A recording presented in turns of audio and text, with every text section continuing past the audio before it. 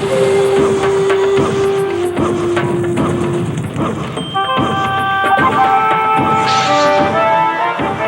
we unlock the future, we must find the keys to the past. I'm Leonard Nimoy. Join me and open the door to ancient mysteries beginning now.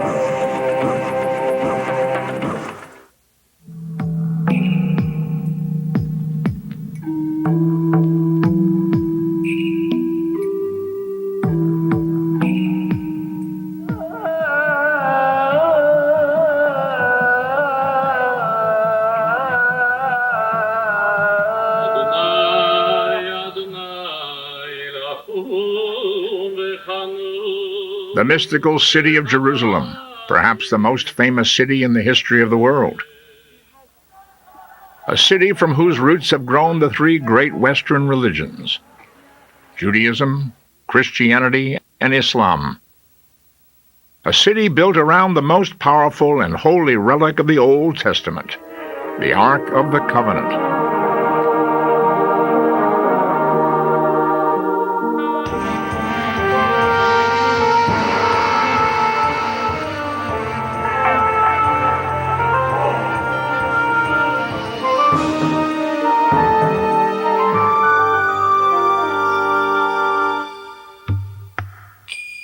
3,000 years ago, the Ark was brought to Jerusalem and revered as the holiest of holy objects, the embodiment of God's presence on earth.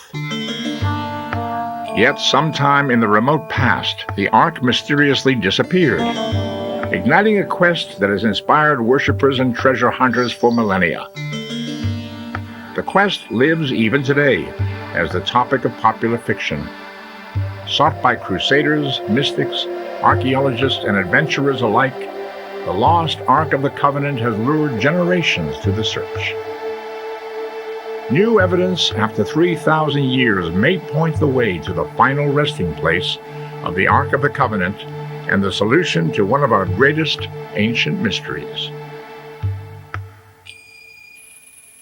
And he gave unto Moses upon Mount Sinai the 2 tablets of the testimony, tablets of stone, written with the finger of God. And he took and put the testimony into the ark. The book of Exodus. The Ark of the Covenant, the sacred vessel containing the original tablets of the 10 Commandments, according to biblical history, was the most beautiful and powerful object in the world. 2 cubits and a half was the length of it, a cubit and a half the breadth of it, and a cubit and a half the height of it. Made of acacia wood, it was covered inside and out with purest gold. On the golden lid, 2 cherubim faced each other in silent vigil. The ark was built by the Hebrews at the foot of Mount Sinai. The most detailed description of anything in the Old Testament, the plans came, Moses said, directly from God. From between the figures atop the ark, God would speak to the high priests as a ball of smoke or flame. The ark was the absolute proof, the sign and the seal of God's presence on earth. It had legendary powers, stopping rivers, leveling mountains, inflicting sickness, and destroying armies. During Joshua's campaign to take the city of Jericho, the Old Testament tells of the ark carried before the army. For 6 days, a hand-picked group of priests marched around the city bearing the ark.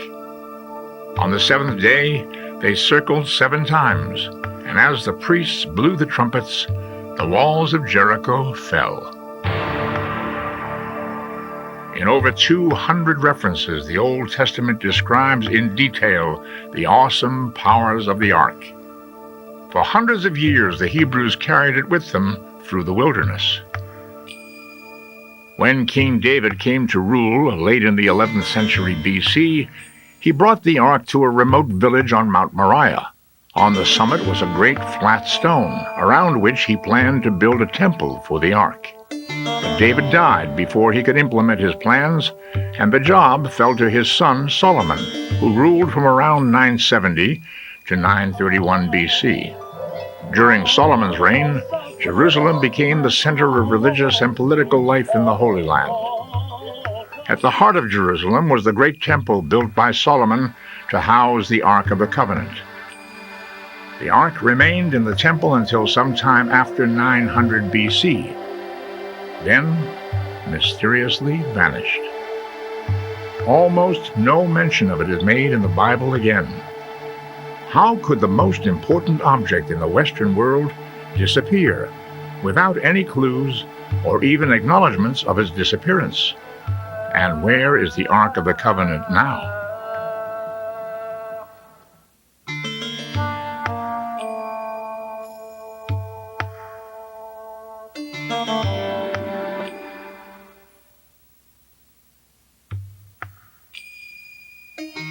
Jerusalem has a spiritual quality to it that defies description.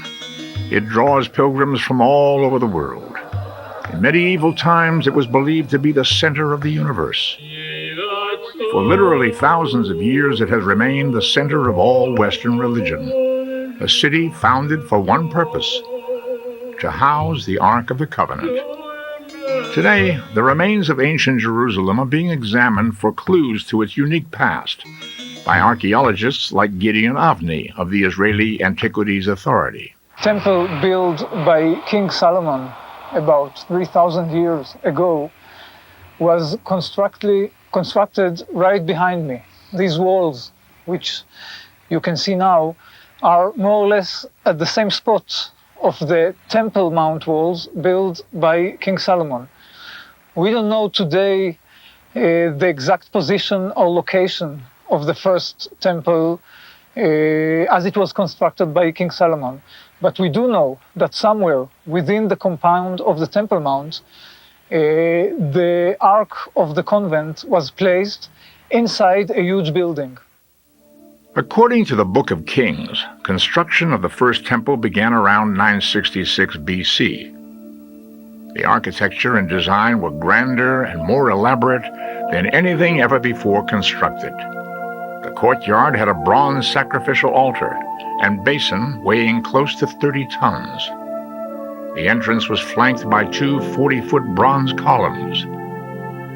Beyond a set of gilded olive wood doors lay the resting place of the Ark, the Holy of Holies, with walls and ceiling lined with pure gold and riveted with golden nails. The Ark was finally moved to what was to have been its permanent home in the Temple of Solomon around 955 BC. We have to stress that we don't know anything about the first temple period from archaeological records. We have the Bible, we have sources, tradition, and the description of the building is based only or mainly on the Bible. The holiest place was the inner one, called the Holy of the Holies, in which the Ark was placed upon constructing the first temple period. This area, sacred area, and the building was put in the middle of a huge platform.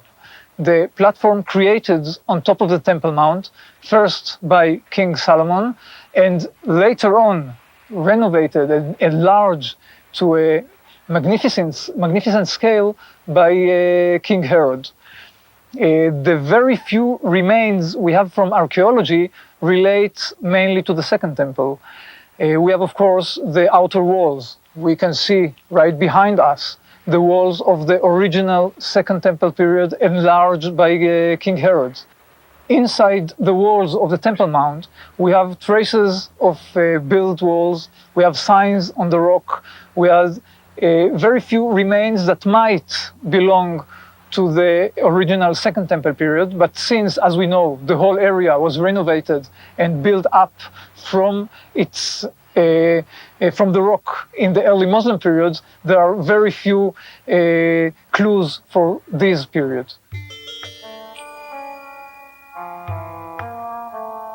According to the Old Testament, the sacred Ark was brought out of the temple only once a year by the high priest on Yom Kippur, the Day of Atonement. Today, during Yom Kippur, the heights of the Temple Mount echo a different prayer. Under almost continuous Muslim control for 1,300 years, the dome of the rock in Al-Aqsa Mosque rests on the site of the original temple. Central to the mosque is a large flat stone known as the Shatiyah, the foundation stone of the world, from which Muslims believe Muhammad journeyed to heaven. It is the third most holy site in Islam after Mecca and Medina. It is also the site on which the Ark is said to have rested in the old Temple of Solomon.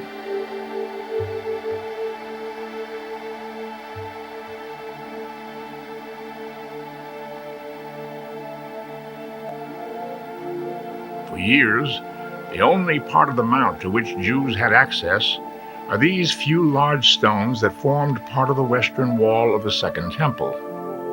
Only a short distance from the Dome of the Rock, this constitutes the most holy place in all of Judaism.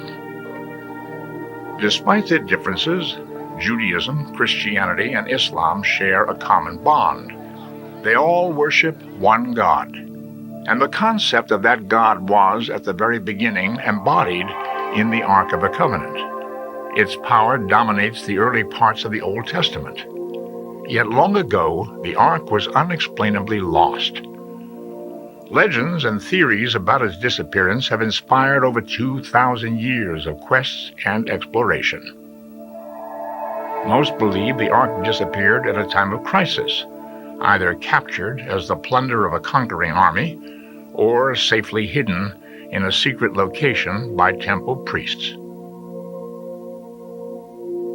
The first such time came late in the 10th century BC during an invasion by the Egyptian pharaoh Shishak. It is in fact the Shishak theory that forms the basis of the movie Raiders of the Lost Ark. In the movie, the Ark is discovered in the lost city of Tanis, the capital of Egypt under Shishak. But this theory is discredited by scholars who note that Shishak's army never even entered the city of Jerusalem. Historians believe that a tribute was paid to keep the pharaoh out, but it surely did not include the most precious and holy treasures of the temple. If the Ark was captured, the strongest theory is that it was looted and torn apart for its gold when the Babylonians conquered Jerusalem in 586 BC. According to the Old Testament, Babylonian leader Nebuchadnezzar and his armies destroyed the holy Temple of Solomon and sent the Israelites into exile. The fate of the Ark may lie in the motives of ancient conquerors, explained by archaeologists like Aaron Meir of the Hebrew University and the Israeli Antiquities Authority. The first thing a conqueror did when he captured a city is he ran to the temple for two reasons. One is by capturing the temple and desecrating the god of the city, you make a very, very clear-cut statement of who's the boss. The other reason is that in the temple, the treasures are kept.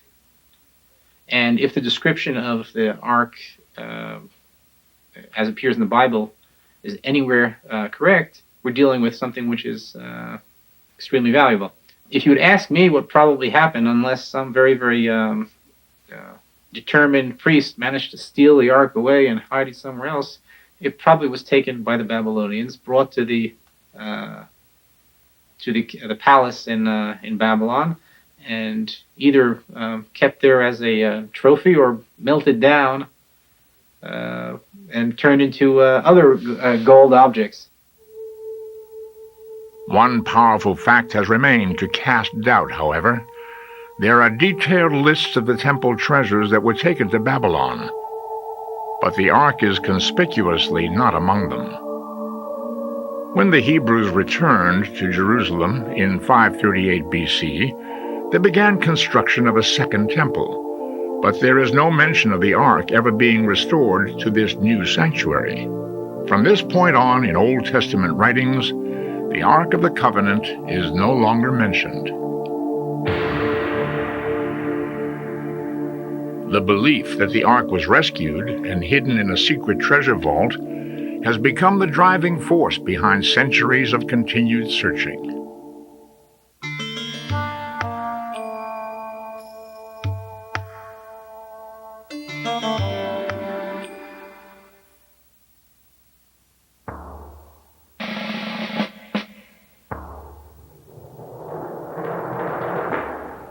Almost 1,000 years ago, Christian crusaders wrested control of Jerusalem from Muslim forces who had ruled the city since the 7th century.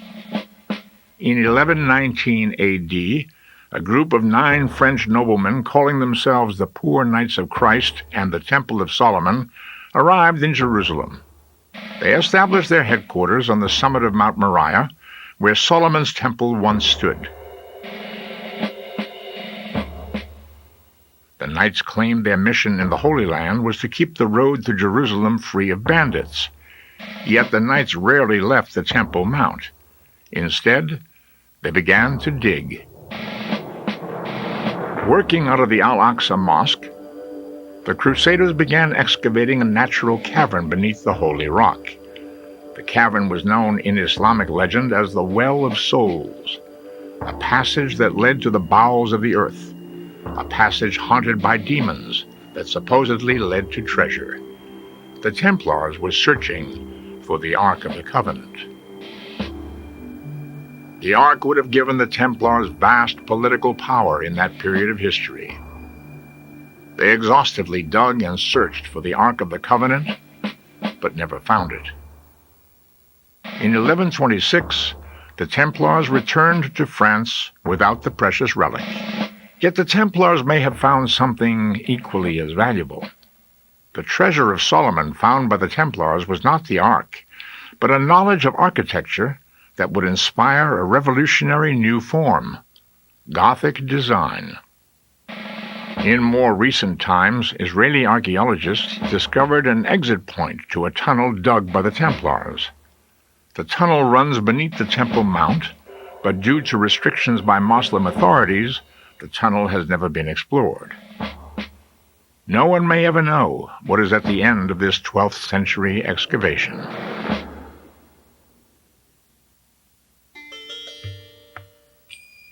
Could the Ark still be hidden somewhere beneath the Mount? It was this idea that in 1909 lured an intrepid British adventurer named Captain Montague Parker. During his own excavations in Israel, author and archaeologist Neil Silberman traced the trail of the Parker expedition. The 1909 to 1911 Parker expedition to Jerusalem was certainly the most reckless and possibly even the most ridiculous archaeological excavation that's ever been undertaken in the Holy Land. It was led by a bored British aristocrat named Montague Brownslow Parker, who surrounded himself with other bored British aristocrats and some mercenaries from the Boer War. The expedition was led by a Finnish mystic named Walter Juvelius, who was assisted by an Irish clairvoyant, who neither of whom really ever dared to come out to the Middle East, and so were happy to transmit their instructions by telegraph. Parker began his dig by reopening shafts first uncovered by British archaeologist Charles Warren in 1867. Unfortunately for Parker, the tunnels leading into the depths below the Temple Mount were not treasure vaults, but part of the ancient water system of the city of David, a discovery significant for archaeologists, but useless to Parker.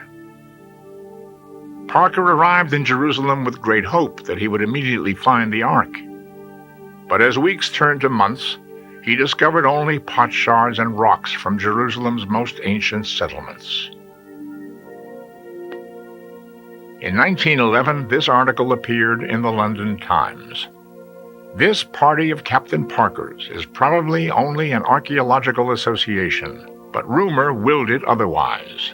Every man in the street knows they have drawn and spent £60,000 during the past 2 years and worked the diggers in 2 sets so as to keep the works going day and night. Their special aim was to possess themselves of the Ark of the Covenant and the crown and scepter of royal Solomon. As a result of desperation and apparently pressure from the backers all over the world from whom Parker had gotten the money to carry on this expedition, he decided on a daring and ultimately near suicidal exercise. Instead of trying to dig under the Temple Mount from the slope of the city of David, he bribed the Ottoman governor of Jerusalem to allow him to go through the Dome of the Rock and actually excavate under the most sacred stone of Islam.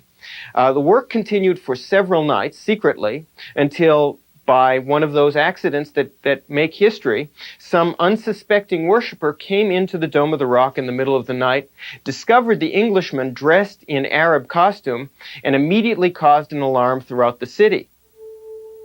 Parker had gone too far. He and his men quickly packed up their tools and fled for the port city of Jaffa. By the time they reached the coast, telegraph messages reported that Jerusalem was in an uproar. Violence rocked the countryside as rumors spread that infidels had discovered and stolen the crown and ring of Solomon, the sword of Muhammad, and the Ark of the Covenant. Parker and his men managed to board a private yacht that was anchored in the harbor and make their escape. The story quickly spread to newspapers all around the world, and Parker became an unwilling international celebrity. Nothing was really accomplished from this expedition other than riots and lots of bad feeling against Western archaeologists. And the Parker expedition really goes down in history as a total failure, and that something that really set back archaeology in Palestine for decades. In order to satisfy cries of his backers, Parker decided to return to Jerusalem. In October, he sailed back into Jaffa, aboard the same yacht on which he had escaped. But he was advised by friends that he would be in grave danger if he landed. The yacht turned into the wind and sailed away.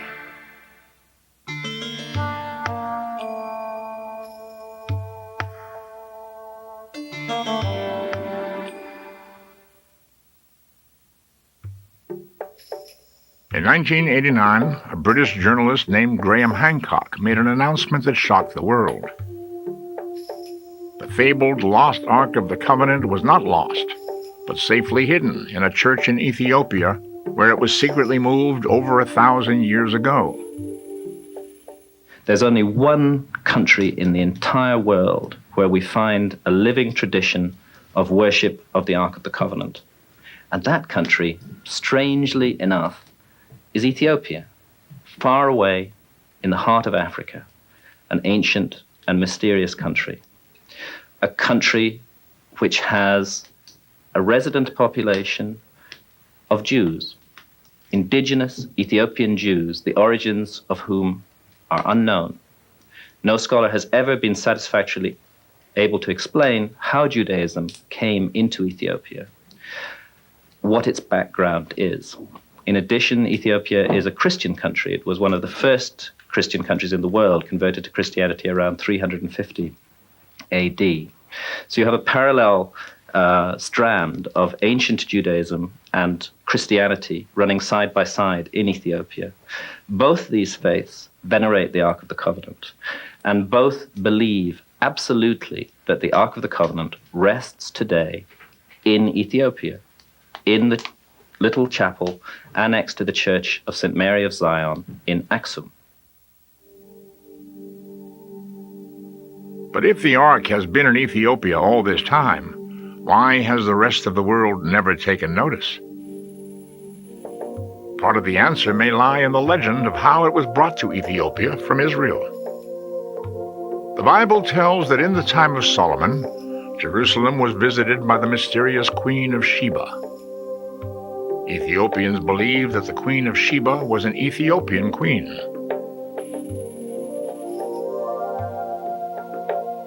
The legend of the Ark and its relation to Ethiopia has been a lifetime subject of study for Ethiopian scholar and director of the Institute of Semitic Studies, Dr. Ephraim Isaac. Perhaps the most elaborate and most interesting and fascinating legends that developed around the story of the Queen of Sheba is found in the Ethiopic book called the Kebra-Nagast.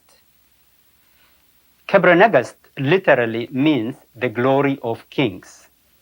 After the Queen of Sheba came to visit King Solomon, and she was seduced by King Solomon, she returned to her homeland. And she became pregnant. She bore a son, and he was named Menelik. Ethiopian legend tells how years later Menelik was sent to visit his father in Jerusalem to be educated. Despite Solomon's urgings to stay,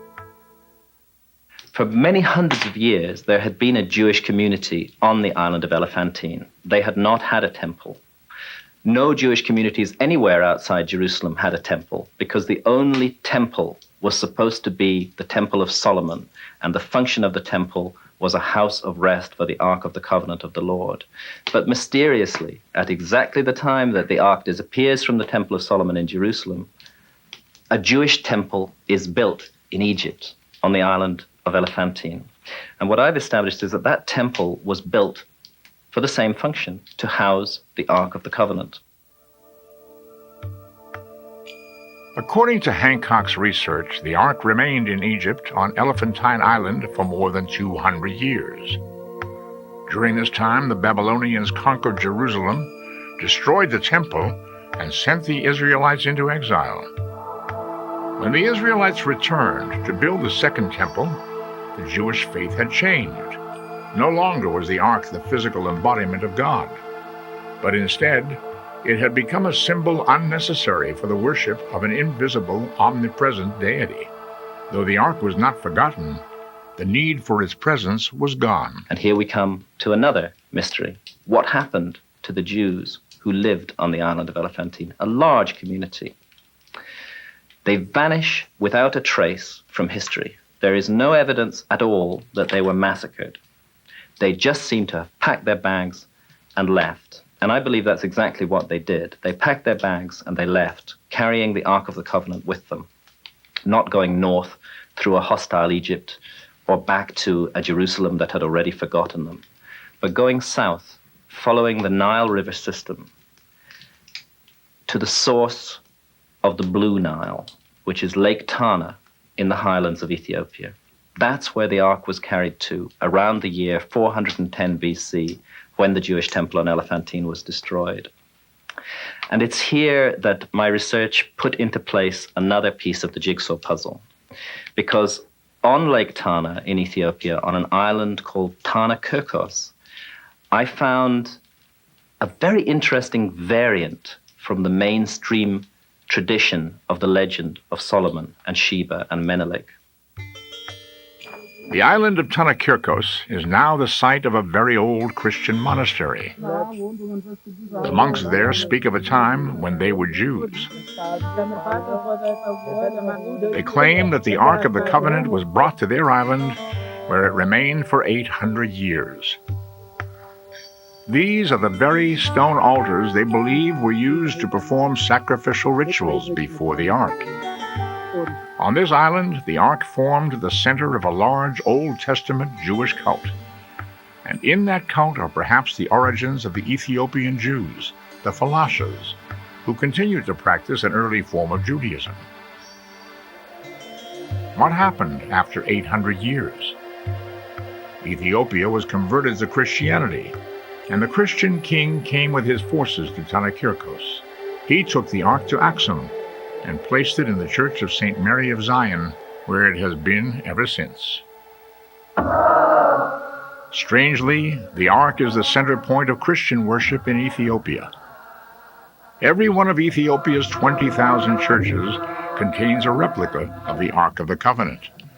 Each one derives its sanctity from its relationship to the Ark of the Covenant, which rests in Axum. Has the lost Ark finally been discovered?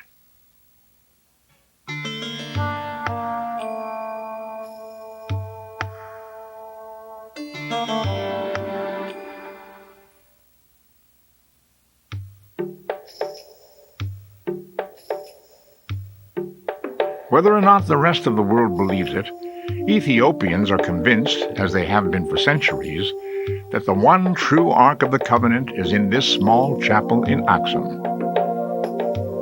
It is locked away beyond the reach of everyone except for one man. He is the guardian of the Ark of the Covenant, a Christian monk belonging to the Ethiopian Orthodox Church. A man chosen by each previous guardian on the basis of his absolute purity of heart. Once chosen, he may never leave the church grounds again. The current guardian is a man named Abba Tesfa Mariam. All Ethiopians believe that only a man who is completely pure and free of sin may approach this object, because if he is not pure and free of sin, it will surely kill him. And they have said to me that there have been cases where the ark has killed people who were not appropriate to approach it.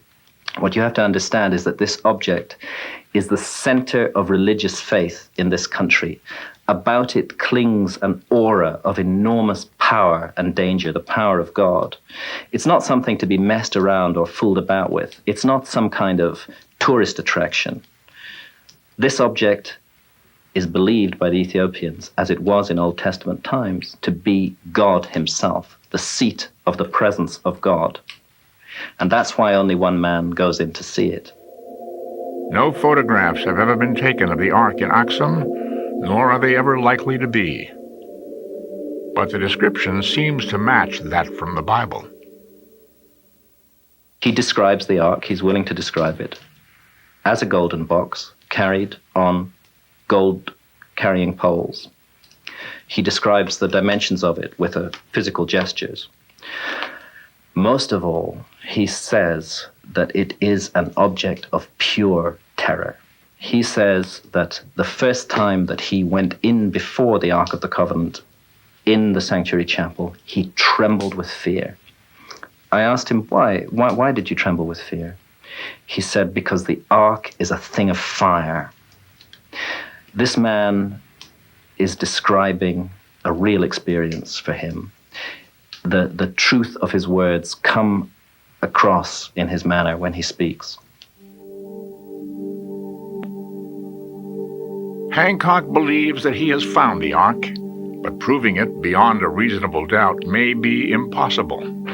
Ethiopian tradition forbids the possibility of any direct examination. They will never change that tradition, and they will never allow anybody into that chapel to see whether the Ark is there or not.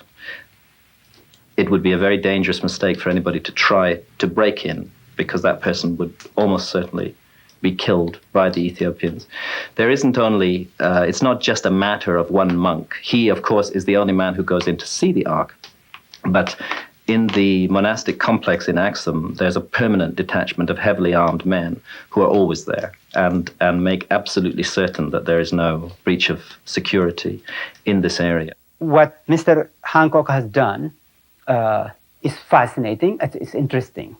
But as a scholar, I have very much difficulty to say that there is any kind of concrete proof that the Ark of the Covenant was brought from Jerusalem to the Elephantine.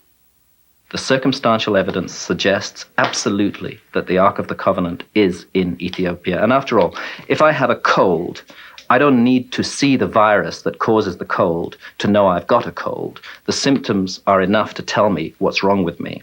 The symptoms here, an entire country that venerates the Ark of the Covenant, a very clear, understandable historical process that brings the Ark of the Covenant to that country, they all add up to too much evidence to be ignored. There is very, very powerful case for the presence of the Ark in Ethiopia. Perhaps someday Hancock's claims can be proved. Until that time, circumstantial evidence is all that exists to place the Ark in Axum. For Hancock, that is enough. I think what's important is to understand these beliefs, both from the perspective of the ancient Jews about what happened to the Ark and its whereabouts, and beliefs in Ethiopia about where it is, to respect these and to consider them worthwhile. I don't think there is really any scholar who can convince me about its whereabouts. And there is no scholar who can convince me that it's not in Ethiopia either. We just have to enjoy this fascinating tradition and respect it and leave it where it is. Through the ages, the weight of religious significance and the lure of fabled treasures has inspired generations to continue the search. I've often thought that the intensity of the search for biblical antiquities and archaeological sites is really a measure of weakness of faith rather than strength of faith. when people really have in their heart a belief in the biblical events and the biblical places, there really is no need to find the actual artifact, to touch the object that is mentioned in the Bible. Certainly that's true with the Ark of the Covenant, which in the Bible is more of a symbolic, literary device which represents the power of the Israelite God. The idea that someone would actually have to go and find this box described so in such particular dimensions and so forth is a sign that that person has got a wavering belief in the symbolism that the ark represents in the biblical text. Proof may never be found. Some will continue to believe that the ark is buried beneath the Temple Mount, though the odds of finding it seem very unlikely. As we see the situation today, nobody is going to excavate within the Temple Mount area. If there are some hidden cavities which were not known to the previous explorers and which are not known today, maybe by some accident somebody is going to dig a trench on top of the Temple Mount, somebody is going to do some renovation, maybe something new is going to be found. But the chances are very, very small, I would say. But we live in a city which is full of surprises, and maybe sometime inside the Temple Mount or somewhere around Jerusalem, we may find any new find, new clue, something that might lead us to some source of new knowledge or some sort of conclusion about the Ark.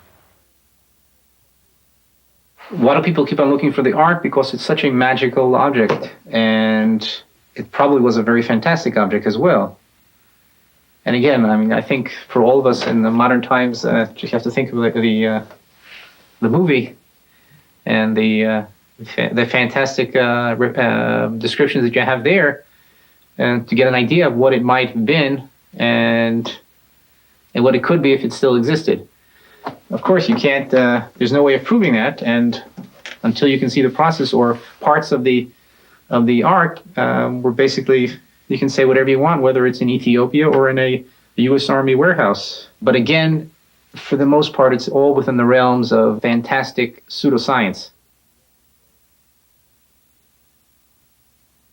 I think that it's important for people to remember that these various accounts, whether they come from rabbinic literature or the prophet Jeremiah or Ethiopian tradition, each reflect a different religious tradition or a different school's memory of the Ark and its symbolic significance.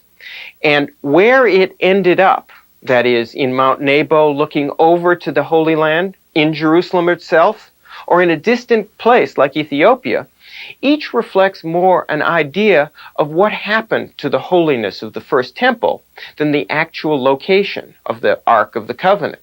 None of them can be read as a literal treasure map. They are all religious expressions that have to be appreciated that way. Amongst the ancient mysteries of the world, the mystery of the Ark of the Covenant is one of the few that has survived to have a direct bearing on modern life. At the center of the greatest questions of religion and faith, the Ark still exercises a power over those who believe it is in Ethiopia and those who believe it is now and perhaps forever lost somewhere in the secret places of the Holy Land. As the one concrete guarantee of God's existence, it is treasure with value far deeper than the simple gold of which it was constructed. The impact of finding the Ark today could have unimaginable repercussions. Many believe it would be better if the fate of the Ark remains a mystery.